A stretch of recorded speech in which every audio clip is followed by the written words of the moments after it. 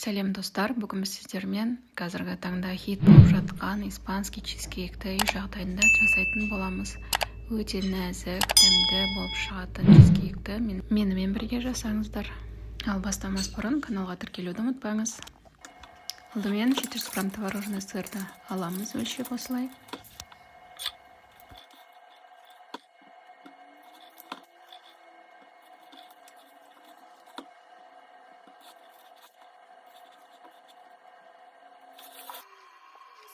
Үстінен 200 грамм шекер, 40 грамм крахмалды қосып, жақсылап араластырып аламыз.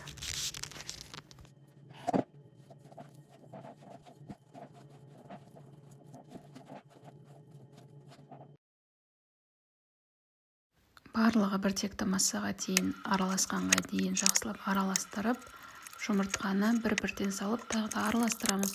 4 дана жұмыртқаны кезек-кезек салып, жақсылап барлығын араластырамыз. 4-еуін салып болғаннан кейін біз 250 грамм сливкиді құямыз, 33%.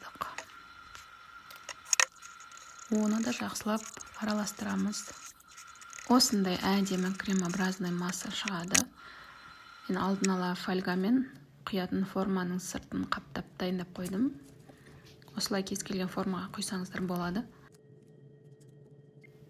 Осылай құйып алып, ыдысқа бетін тегістеп, 180 градуста қызып тұрған пешке 40 минутқа жібереміз. 40 минуттан кейін 220 градусқа қойып, қайтадан бетін қызартып аламыз. 220 градуста 10 минутқа қойсаңыздар жеткілікті болады. Пештен шыққан чизкейкіміз осылай кішкене отырады. Суытып, түнен азанға салқын тоңазытқышқа қойсаңыздар болады, немесе мен сияқты тез-тез суытып, айнаны ашып қойып, морозильникке сап суытып, кешкі ауызашарға жесеңіздер болады. Негізі осы кезде ерітілген шоколад құйылу керек болатын, в идеале үстіне. Бірақ мен соны алып келуге еріндім барып магазиннен.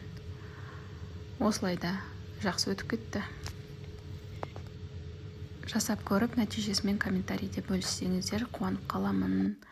Каналға тіркеліп лайк басуды ұмытпаңыздар. Сіздерге ас болсын.